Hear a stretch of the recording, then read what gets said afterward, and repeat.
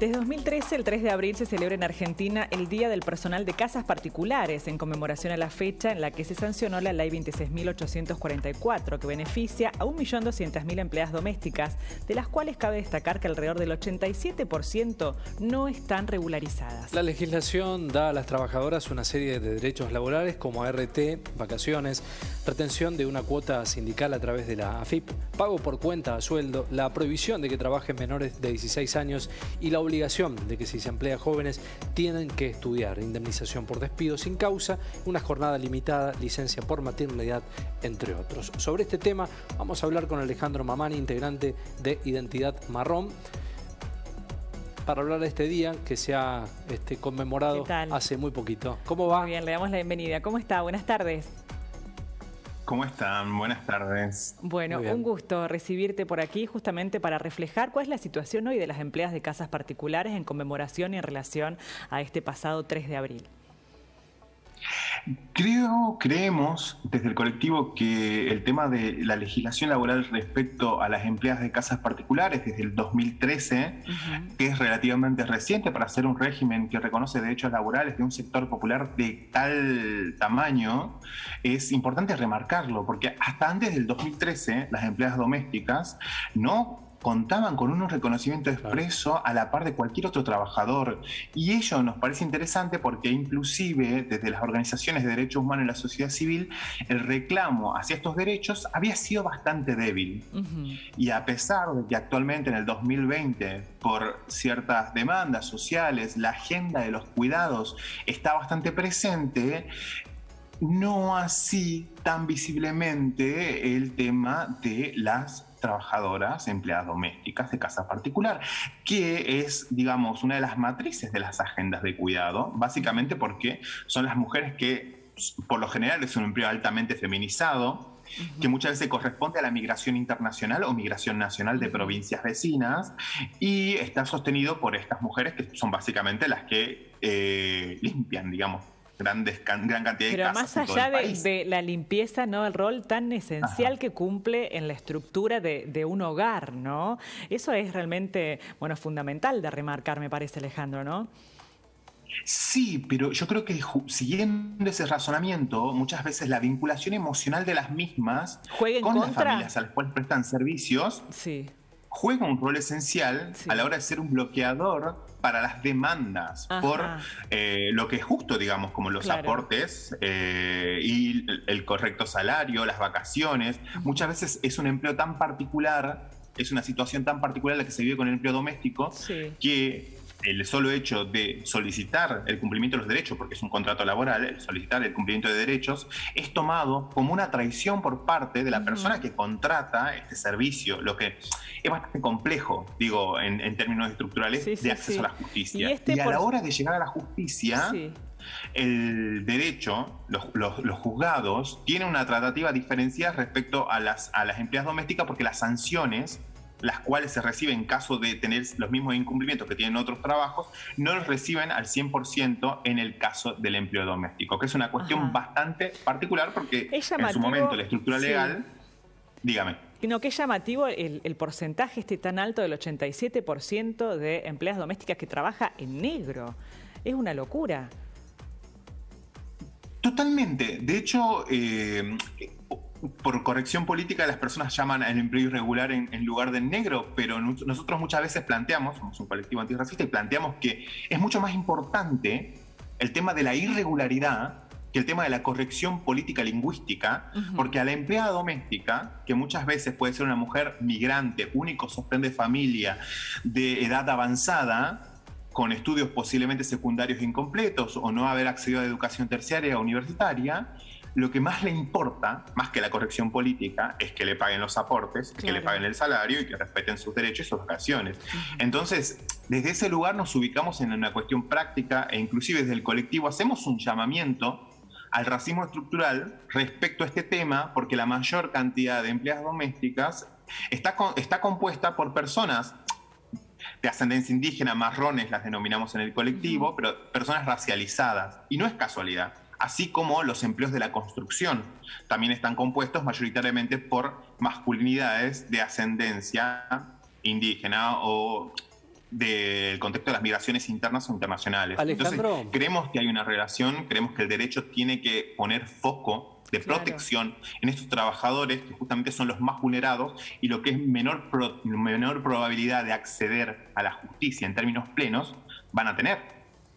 Alejandro, conseguir esta ley, la 26844, hace ya un par de años fue un gran triunfo, un gran mérito, pero ¿en cuánto se vulnera esta ley? La ley está en vigencia desde 2013, de difícil cumplimiento efectivamente por el número tan alto. ¿Cómo hacen las trabajadoras?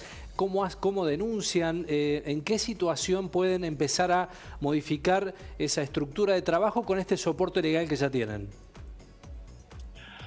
Nosotros creemos que hay un doble análisis respecto a esto. La ley es de 2013 y justo se sancionó coincidentemente con la ley de peón rural, que es algún dato a remarcar. Sí. Y creemos que el cambio no puede ser solamente exigido a los trabajadores, que básicamente son el lado débil de esta relación contractual, sino claramente a la patronal, que es algo de tomar conciencia de que uno no está haciendo un favor, está celebrando un contrato laboral con la empleada doméstica. No le haces el favor de darle a alguien trabajo, como a mí, mis clientes no me hacen el favor de contratarme, y como seguramente a ustedes no le hacen el favor de pagarles para que estén ahí. Entonces, como son nuestros contratos laborales, son también la misma forma que deben tener los contratos laborales con las empleadas domésticas. Entonces, la conciencia es algo que debe ir en primer lugar.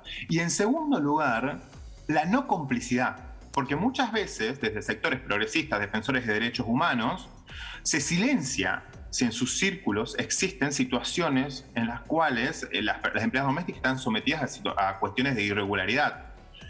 Entonces creo que también, y es algo que no tiene un color político, no tiene un color partidario, porque lo hemos visto ya con Triaca en su momento. Actualmente hemos visto que ha saltado a la visibilidad en una situación con Victoria Donda, la directora del INADI. Creemos que hay una situación estructural que no llama una cuestión partidaria, sino una cuestión de derechos, de un sector vulnerabilizado históricamente, al cual se tiene que respetar. Entonces, creo que una de las formas de cambiar esto es empezar a entender lo cuestionable de tener a una mujer, posiblemente sostén de familia, sometida a una situación irregular que afecta sus derechos previsionales, laborales e inclusive de salud. Otras veces ni siquiera el respeto de las 8 horas de trabajo. Claro. Condiciones salubres. En este sentido, ¿crees que pediría para tu trabajador? En este sentido, Alejandro, ¿crees que las luchas feministas tienen una deuda pendiente con las trabajadoras de las casas particulares? En los reclamos. Yo me hago cargo de mi situación como hombre cis, y creo que yo no sé si las empleadas, o sea, el feminismo tiene una deuda, porque creo que hay muchos feminismos, y de hecho dentro de Identidad Marrón hay un colectivo de feminismo marrón que habla justamente de esto, y una, por ejemplo, de las pancartas que se hicieron virales en Twitter, en Facebook o en Instagram en su momento, fue una que decía: somos las hijas de las empleadas domésticas que no dejaste venir. Y hay algo de esta multiplicidad de feminismos que se debe llevar al debate. Lo mío es más un aporte en término técnico-jurídico, pero claramente hay algo dentro de los movimientos sociales de decir, de empezar a entender que uno de los eslabones más débiles de la sociedad son las empleadas domésticas, son las trabajadoras de casas particulares, y ello tiene que estar en cuenta a la hora de hablar de derechos humanos y de movimientos sociales. Porque justamente es el sector desventajado. Estamos hablando de políticas de cuidado, de políticas respecto al cuidado personal, ¿no? Y desde Nación inclusive se debe revisar que las que sostienen las casas son estas mujeres, que muchas veces son sometidas a discriminación injusta por parte de empresas, como fue el caso de Mary Go con los countries en Buenos Aires. Hay un tema, Alejandro, ahí que tiene que ver con, lo has mencionado, con una matriz cultural que hay que modificar. Indudablemente va a llevar mucho tiempo. El camino está iniciado, pero ¿cuánto cuesta romper esa base cultural tan difícil de modificar, no? Y ahí es donde las instituciones juegan un rol fundamental, porque deben estar preparadas para hacer lo que la sociedad no puede hacer, que es creerles. Claro. Porque ¿a quién le importa la denuncia de una empleada de casa particular a la que no le pagaron 30 años de aporte? No nos parece tan aberrante como realmente lo es. Y para eso la justicia la estructura judicial, el ministerio, los órganos de trabajo, de control, deben estar preparados para receptuar de manera amable este tipo de denuncia, porque muchas veces estas mujeres no tienen el secundario, no tienen el primario completo, vienen de la migración campesina en las provincias. Yo soy de Salta particularmente, y en Salta sucedía hasta hace no mucho tiempo que familias acogían niñas o adolescentes para que trabajen de cama adentro, quiere decir que vivan en las casas, y a cambio de un pago mínimo y la posibilidad de ir a la escuela, las niñas, las adolescentes debían trabajar para familias, y eso era casi una situación de esclavitud, era casi una situación de trata de personas. Pero una situación, Alejandro, una situación muy frecuente a lo largo de todo el país, esto que vos estás mencionando. En todos lados.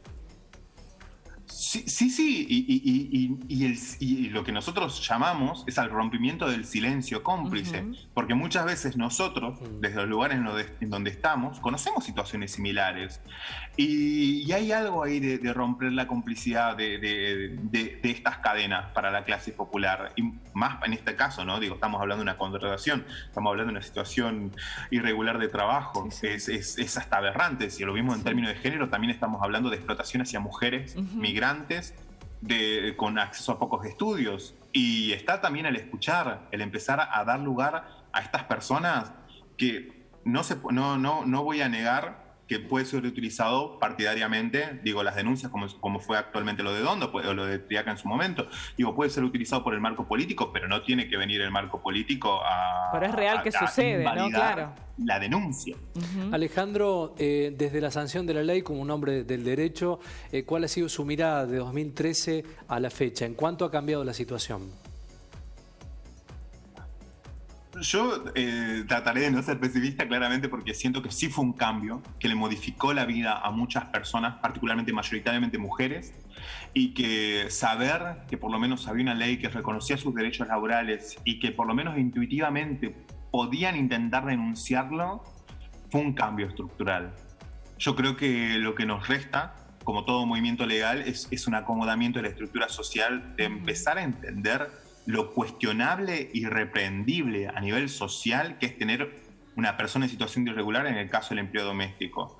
Entender que, por ejemplo, hacer entrar una empleada doméstica en el baúl de un auto a un country es reprochable moral y éticamente, e inclusive son abusos de los derechos de la patronal.